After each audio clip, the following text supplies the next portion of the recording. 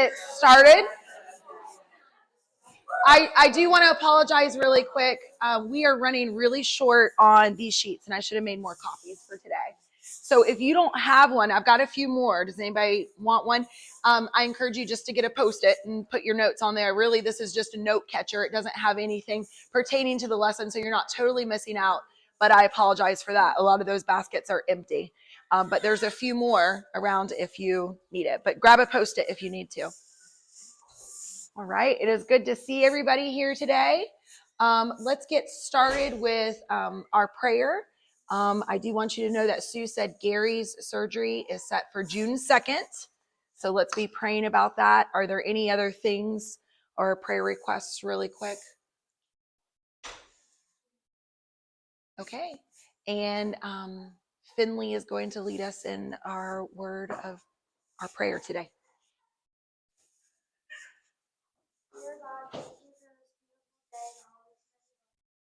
I hope that we have a great class in the church service today. Pray for all of the people that need our prayer. Help us to have a good day and to be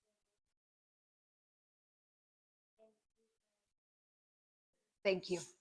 I said, I need someone to pray tomorrow. And it didn't take her but just a second. And she said, I can do that for you. And she's not even feeling all that great, but she wanted to do what she said she was going to do. So thank you very much, Finley.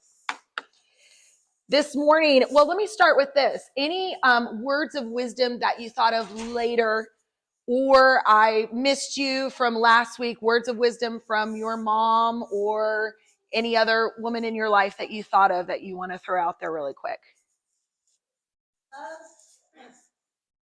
Blood is thicker than water.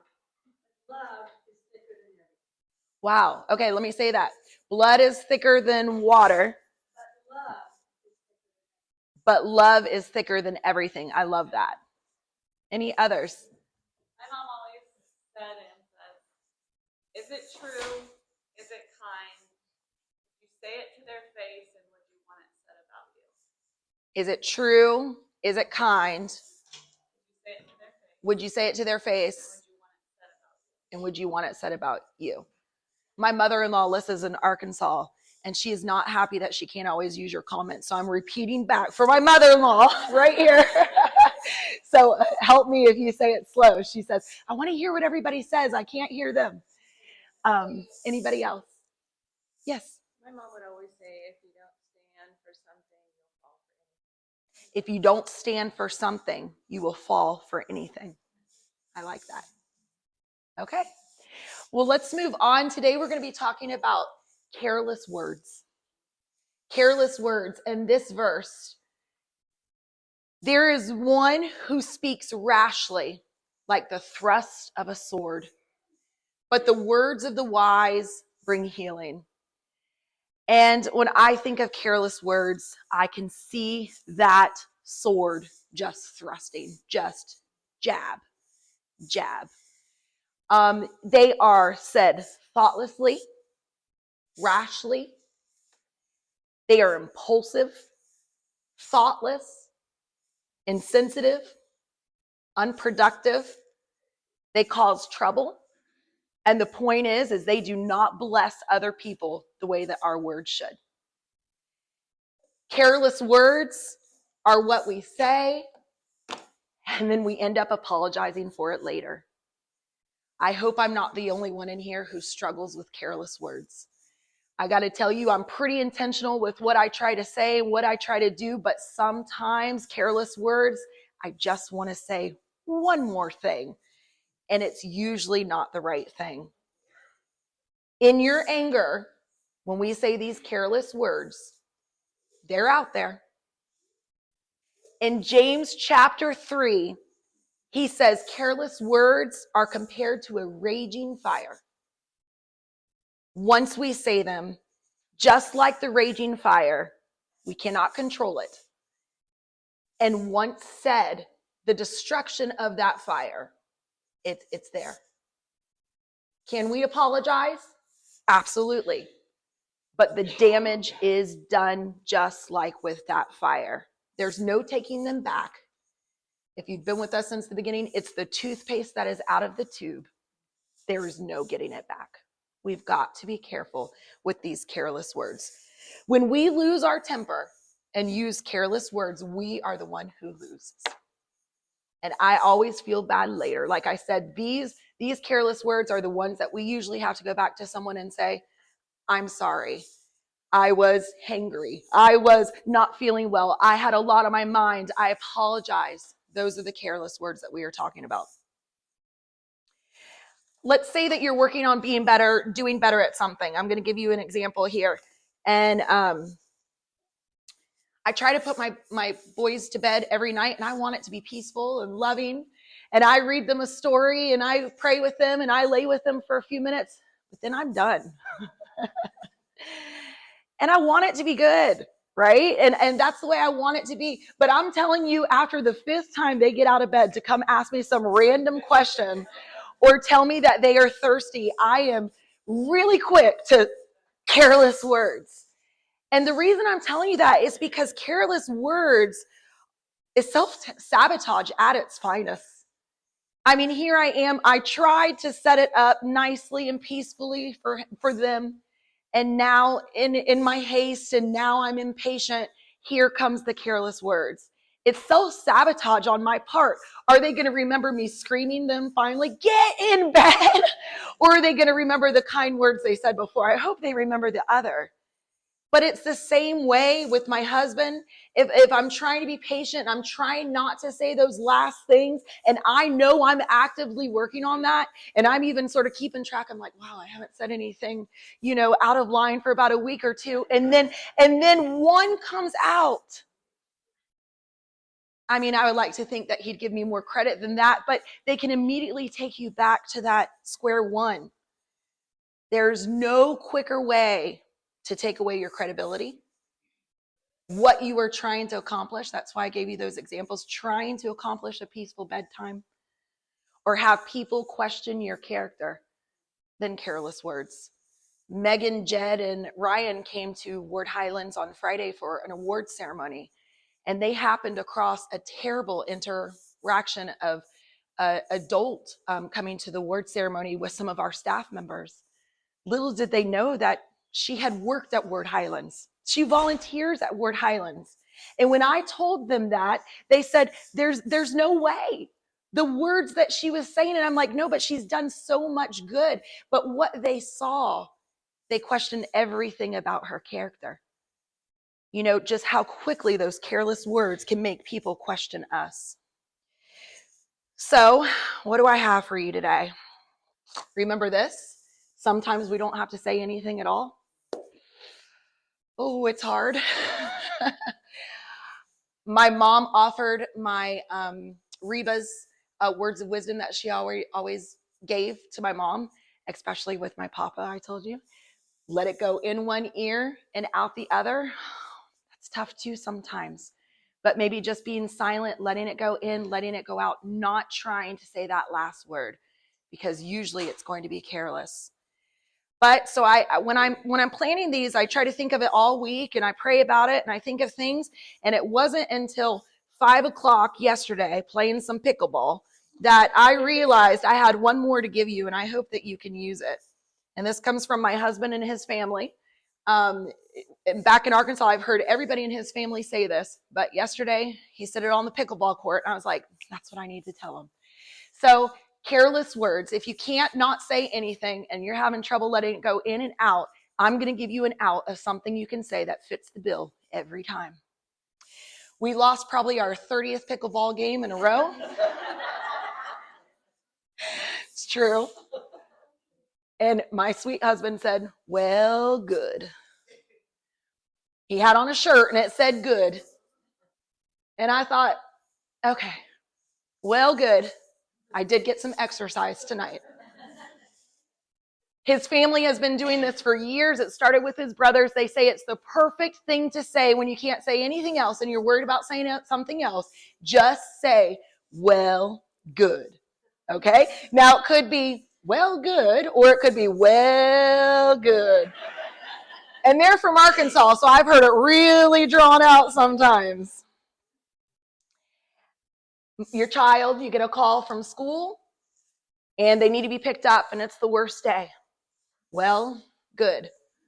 I get to show them some extra love and pamper them a little bit when they get home. Work has been crazy. There's a lot going on. Well, good. I sure am going to enjoy it when it slows down. Husband did not take the trash out. Oh, well, good. I needed the extra steps. And honestly, I need to practice some grace here with him. Someone is sick at church. It is a terrible thing. I'm not saying these things are actually good, but it can change your mindset a little bit. Well, good. I do have an opportunity that I can serve them. It is 6 p.m. and it's weird. Every night my family is hungry and my boys want to know what to eat. And I say, well, good. I get to practice my creativity with what I have in the pantry. That coworker is giving too much information and annoying at times and tells me too much. Well, good. I get to give some advice and I get to give them, hopefully come to me with some good advice and pray for them. And it's not just, you could say, well, you're just taking these things and making them positive, but I actually want you, I'm trying to give you something instead of those careless words to actually say, good. It's taking it, it's stopping right there, accepting the situation, making the most of it. So now you have something to say with it. I would like for you to try, well, good, this week. And I think I haven't found a situation it doesn't work in. Remember that God hears how we speak, and we must tame our tongue and pray for help constant, especially those careless words. They just come out so easily. Matthew 12:36. I tell you, on the day of judgment, people will give account for every careless word they speak. And this is where we're going next week. But of course, I had to put it up there because we actually got the careless words in there. We're going to go to that cross next week, and we're going to talk about Judgment Day and all these words we've talked about and how we're going to be held accountable for it. And this clearly tells us that. I didn't even mean to say it. It just flew out. We will still be held accountable for those words. So let's practice this week on keeping quiet, letting it go in one ear and just out the other, or giving well good a try. Susan Johnson is our speaker today. She has been a Christian for 40 plus years, and they have been members of Central, Anthony, Glen Springs churches, all churches of Christ for many years. She is married to Steve. They have 2 sons, Jeremy and Jordan, and 4 grandchildren. She follows a whole foods, plant-based diet for health reasons. That's awesome. Her favorite verse is Psalms 119, 105. The word is a lamp unto my feet and a light unto my path. Her hobbies are reading, writing, genealogy, exercising with friends at Silver Sneakers, and spending time with all 4 grandchildren. So, Susan.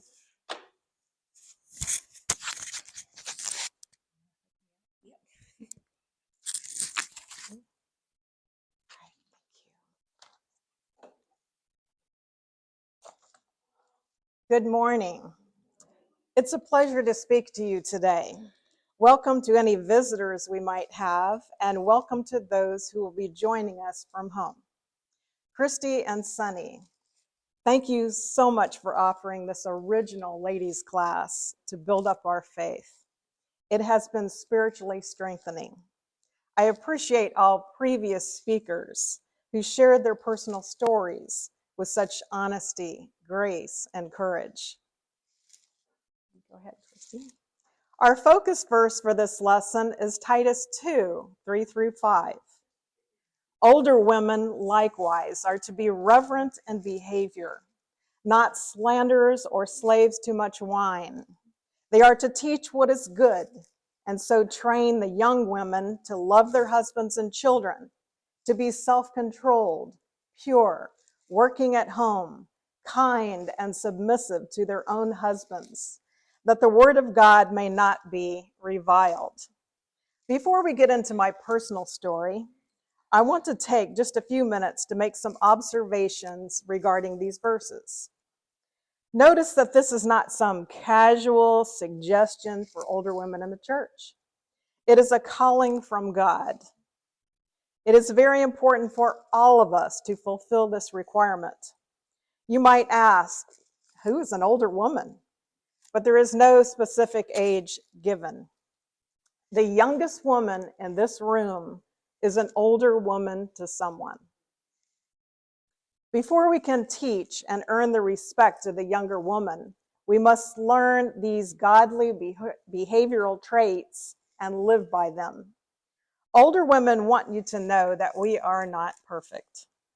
Does it state that only perfect women will be used to teach the younger women? Of course not. Older women want you to know that when we sin, we ask God for forgiveness. And by his grace and the blood of Jesus, we are forgiven. I chose to share the portion of my life from childhood through the young adult years to illustrate the power of influence older women can have on a younger woman. There were several older women who helped shape my identity, and each of them played a role in my growth and development. They all had faith, and all of them were believers. Do we realize how important our influence can be on the younger generation? There are two different ways in which I will be using right words. One, practical words of wisdom. And two, godly behavioral traits found in Titus 2, 3-5, that are words to live by. The scriptures will remain visible so that you can refer to them as I tell you about each woman. Let's get started. The first older woman I want to mention is my maternal grandmother, Josephine, who was Hungarian. Her parents, Louis and Juliana, entered Ellis Island in 1907. Juliana did not want to leave her native country, but she finally obeyed him. Grandma Josephine was born in America, but she spoke fluent Hungarian. She always wore a dress, and she was a fastidious housekeeper. Let me give you an example. She precision cut and machine hemmed the top bed sheet so that it lay perfectly along the top edge of the mattress. She also ironed the bed sheets. She was widowed twice and had 6 children. She was a very skilled from-scratch cook. Mom said she could make a meal out of anything. We ate bowls of goulash, seasoned with lots of paprika. She hovered around you at the dinner table and she would say, eat, or you'll be sick. One of her 4 married sons stopped by her house at the end of his workday to complain about his wife's behavior and tell her all about a big argument they were having. She used self-control and listened, but held back her words. When he finally finished, she told him, I'm going to feed you, and then I'm going to send you home to work it out with your wife. Good words of wisdom. The second older woman I want to tell you about is my paternal grandmother, Ruby, whom we called Gammy. She taught me so many good things. Now, I don't want this to come across as boastful because it is historical fact, but Gammy told me that we are direct ancestors of the oldest registered family in the nation. And the documents are the oldest records in North America with copies in the National Archives in Washington, D.C. The Solana family originated in Spain and reached St. Augustine in 1565. So she certainly kickstarted my interest in genealogy. Gammy was a graduate of the Florida State College for Women and became a teacher. I also chose Florida State for both degrees. Gammy and I lived in the same girls' dorm on the same floor 50 years apart. One memory I have is that if you were taking a shower and one of the girls flushed a toilet, you got scalded. Each time we visited her in Coconut Grove, I observed different stages of the sewing process. Due to her influence, I was able to make a dress at age 11, all by myself, for my other grandmother. I observed other homemaking skills such as canning, freezing, making jams, and gardening. She showed me by her example that a wise woman puts her resources to good use. My grandfather was an alcoholic during my dad's childhood years. Gammy experienced the ultimate betrayal when he brought home a strange woman after a drinking binge. He walked right past her and the children and went into the bedroom. Her immediate concern was getting the children out of the house. Gammy forgave him and kept on loving him and doing what she knew to be right.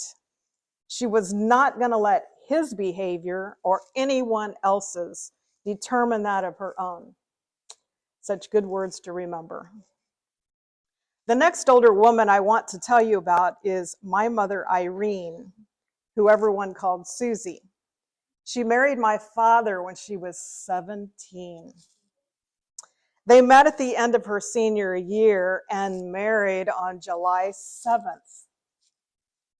Immediately after their wedding, they moved from Pennsylvania to Miami. Mom always said that it was Gammy who raised her since she was so young and so far from home. She stayed home during my childhood, and she was a wonderful homemaker and mother to 4 children. She had this wholesome, pure character and a gentle spirit. My mother was kind and compassionate and reached out to those in need. Mom was a good cook, and I was always in the kitchen with her. She was also a submissive wife, and my dad ran a tight ship. She went through a very difficult time when she discovered my father's infidelity. Her self-esteem plummeted. One good thing about her was that she always forgave others, including my dad. She taught us that forgiveness doesn't excuse their actions, but forgiveness stops their actions from destroying your heart. This kept her at peace with the Lord and with others. She was the one who always made sure we went to church from a very early age. Some of you were in the ladies' class that I taught several years ago called High Intensity Prayer by Edwin Crozier. I told the story about receiving my first Bible at age 11 and how I started reading it. Genesis, Exodus, Leviticus, and that's when it hit me. God was so specific about Jewish dietary laws and absolute obedience. How could he possibly approve of so many different doctrines that were all around me? I was close to families who belonged to many different denominations. It became an information problem that greatly troubled me, and I had to have an answer. I went to God in prayer. I told him about my confusion and asked him if there was one truth and only one way that he wanted us to worship him. Please show me. And now you will hear the rest of the story. The following month, my father moved us from Miami to Ocala. 1 year later, a family of 5 from Michigan moved 4 houses down the street. And my life was never the same. Morgan and Joanne Johnson, whom many of you knew, were devoted Christians and faithful servants of God. Steve, my husband, is the oldest, followed by Karen and then Joel. Karen and I were in the same grade. Our family thought they talked funny. I can imitate a Hungarian, but not people from Michigan. From day one, they were warm and welcoming, and I was treated like family. I was a stranger, but you invited me in. Matthew 25:35. There was something different about them that I sensed. At the time, I was too young to connect the dots between that earlier confusion and my prayer to God and the people with the answers that just moved down the street. Now, this is not about Morgan today, but I want to tell you two memories. You could set your watch by their dark blue Bonneville as it passed in front of my bedroom window on its way to Bible study on Wednesday nights. He would tell Karen, if you are not dressed by the time I am ready to leave, you will get in the car in whatever stage of dress you are in. Useful words, mothers. Joanne was my second mother. She was the first Titus II woman I ever met. I began to imprint the Christian way of life from her. Do you remember what imprint means from your science textbooks? When a baby duck is born, it identifies with the first thing it sees, hopefully its mother. It will learn how to quack like a duck, walk like a duck, and do duck things. That process began in me because of Joanne. She taught Karen and I by demonstrating her reverent actions and behavior. You never know who is watching. And this little neighborhood girl was taking it all in. Recently, I asked Karen to tell me about Joanne's influence on her as a child. Joanne would tell her, if you want to know God better, make time for Bible study. Karen said, I saw this demonstrated in her habit after a long day of working. I can see her today, sitting in the recliner, her open Bible in her lap, pen and paper in her hands. She did more than just read her Bible. There was typically a thesaurus, commentary, and or a Bible dictionary nearby.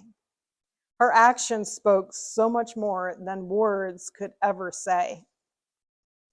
Karen also said another thing that was true of Mom was her idea about teaching Bible classes for younger children. Many women kind of retire when their own kids get older. And you hear things like, I did my part when my kids were little, let someone else do it. Mom thought it was important to step in and teach the younger kids so that their mothers could have the opportunity to sit in classes themselves and build up their own faith. That ended up being so valuable to many younger women.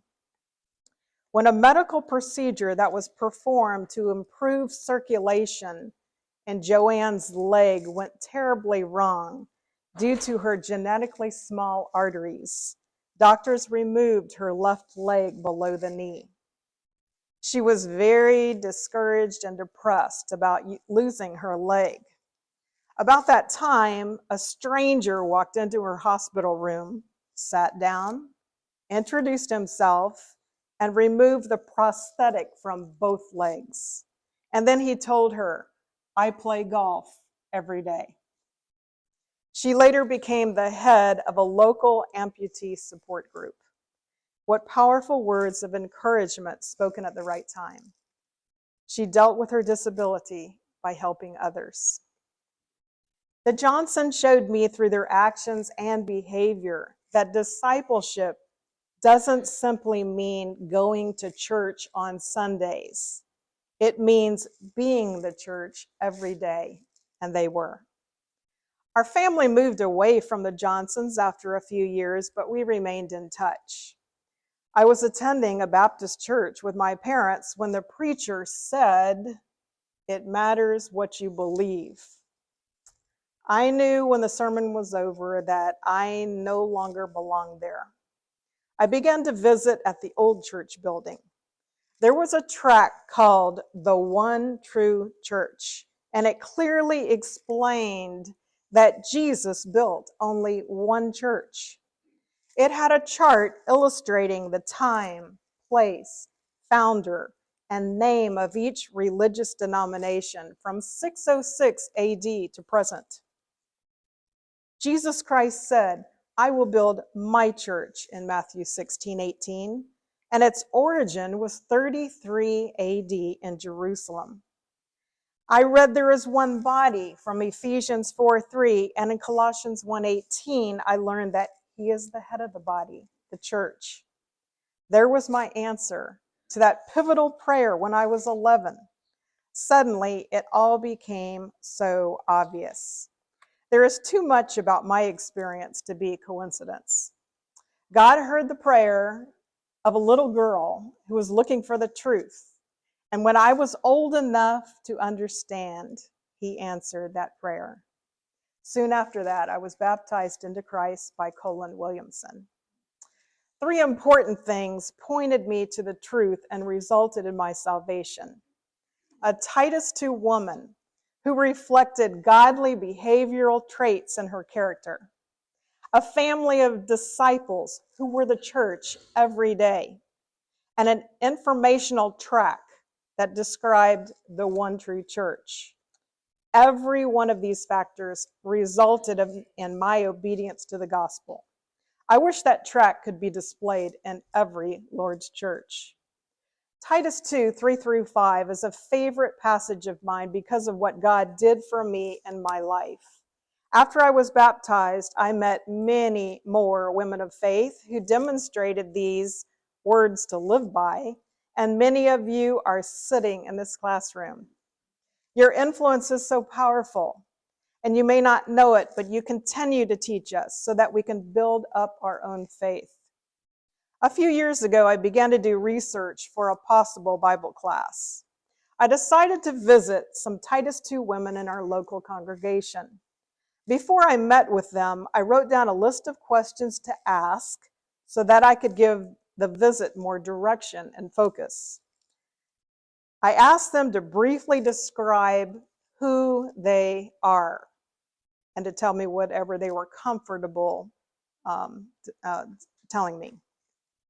I asked them, who were the older women who taught you when you were a younger woman? And what did they teach you? I wanted their suggestions about different ways in which older women could teach younger women in our local congregation. And I asked them to tell me their words of wisdom. It made my understanding of Titus 2:3-5 much more personable and relatable. It has been an essential part of my research and writing. During these visits, we laughed together and thoroughly enjoyed some quality time. Each conversation was so uplifting, and we got to know each other on a much deeper level. I missed the opportunity to speak to a few women due to their passing, but when you live your life as a Titus 2 woman, your legend lives on. I highly recommend that the younger women take time to visit with our older women. I'm sure you will have your own questions to ask them. Maybe there is a skill that you want to learn, or maybe you want to learn more about ways in which they serve in the Lord's church. Ask them whatever you personally want to know. They are our most valuable resource for teaching younger women in the church.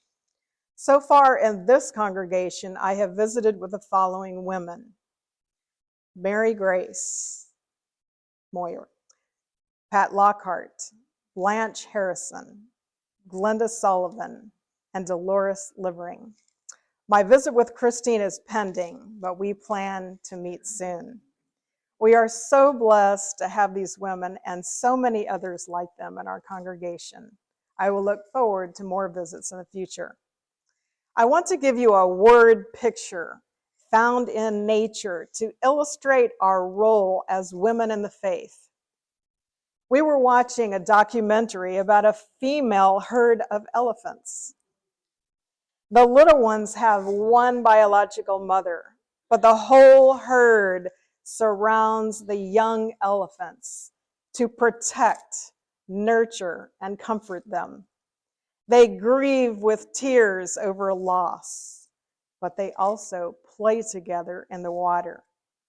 They are taught how to retrieve the protein-rich pods from the tallest trees, how to sense danger through the pads of their feet, and how to locate water many miles away from memory. The young elephants will in turn teach their own offspring in years to come. It takes a whole herd of females to raise the younger elephants to maturity. We are so similar. In the body of Christ, it takes many women of all ages who have learned these godly behavioral traits and who will pass them down to the next generation of younger women in the faith so they can be fully equipped for God's own purpose. Thank you. It's been a pleasure speaking with you today.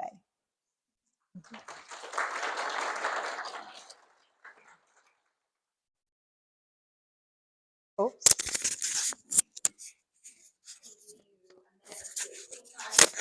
Get some thoughts together. Here's the questions you can ask yourself. Hi.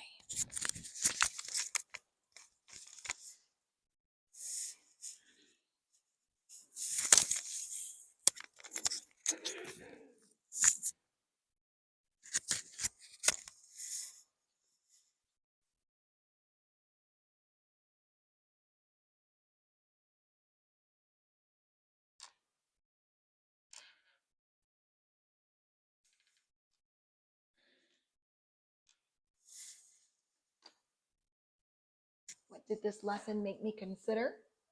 What can I take and apply to my life? What will I do with what I have learned? Or it could just be anything you got from that. Thank you so much, Susan. It was wonderful. All right, let's hear it. It made me realize, I didn't realize the life lessons I was getting from Juliet, Dickey, and Reba, you know, as I hung with their daughters and stayed there, and then Joanne as that crazy family moved in 8th grade, and all of the laughter and all the what kind of impression have I made? I don't have children of my own, so I haven't had in my home but that there are other people looking. Maybe consider what kind of life lessons have I been giving out? Realize it. Yeah, and then realize living their walk. Right. So realizing the life lessons that you got from other women and then considering what are you giving out to others. Good. As I spoke about, so many women in here raised me. Recently, I was talking to a friend who isn't a part of our church family. I'm never going to let my kids. I understand the trepidation, but my kids spend the night at Callie's house, and it doesn't concern me. My kids spend the night at my. It's a different feeling knowing that Callie is the person, is the mama elephant to Right. my baby elephant. Right. Miss Susan was a mama elephant to me as a kid, many. Right. And it's just a beautiful thing to know that this village that is the church is doing a great job. Right. This village that is the church is doing a great job, and we all have the same goal and the same, we are trying to live the best we can, and it feels good knowing that we've got other people that we can rely on. And to tack on to that, I was just reflecting last night, it was more this morning, on how blessed we are to be a church that has so many generations within it. There are some churches, we grew up in one that was all older people. We were the only children in the church. And what a blessing it is that we have a Finley, but we also have, Miss Living. It's just we are an older woman to someone, and I don't know. I take that for granted, but wow, we are so blessed, and we need to take full advantage of it too. Right. And we don't always, but we are blessed with all the generations that we have represented in this church, for sure. Anything else? I'm going to read through a few things that I wrote down. Raise your hand, call my name. I might not see you. If you have, I love it. Older women are not perfect. That's important that we don't look at them like that. They want us to know that, you know? And I love that you are older to someone. Finley, you are older to someone, and you can start your teaching now. Wise women puts resources to good use. I wrote that down. I love that. I wish you could say it again. I don't know if I wrote it down all the way. Forgiveness, it was the part about forgiveness, but forgiveness, because we had a whole lesson on words of forgiveness. You think you could find? I wrote down, okay.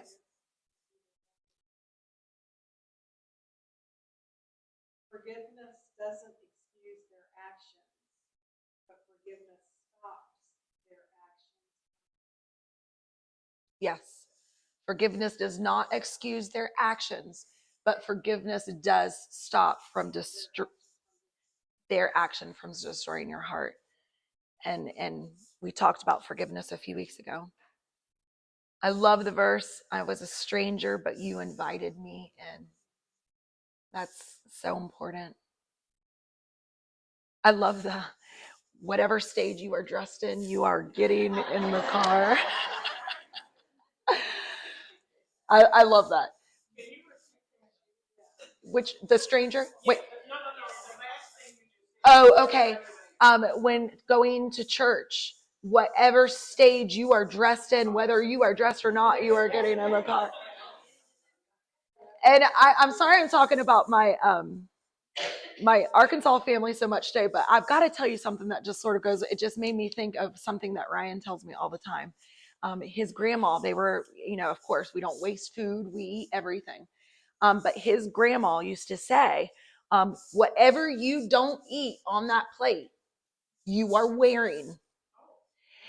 And he said there was a scrambled egg that he did not want. And she said it, and he was questioning, am I going to put it on my shoulder or in my pocket? He was wondering, how am I going to wear this to church this morning? And I love that. So whatever you don't eat, you are wearing. It made him just made me think of that one. I love that. We've said this so many weeks. You never know who is watching. You never know who is watching. And going back to the careless words this morning, there was a whole crew who I told you saw that terrible scene that took away, you know, some of that credibility of that lady who's not always like that, but she lost her cool, you know, and they're going to remember that. And that hurts. When you are living as a Titus 2 woman, your legend lives on. That is so cool. I love that. Anybody, anything? Did those jog your memory of anything else? Yes. Discipleship doesn't mean just going to church on Sunday, but church every day. Yes. Be discipleship, not going to church every Sunday, but being the church every day. Wonderful. Thank you so much, Susan. There was lots of wisdom to come from that. So I appreciate. We said that we had an open class available, and I'll tell you, she said she felt that nudge, and she came right up, texted us, and said right away. So I appreciate that. Next week is our last week. Listen, this week I've got the last day of school, and it's going to be bittersweet. And the last week of this class, I am excited for both, but I'm also very sad about both. So wish me luck to survive the last week of school, though. It's a hard one.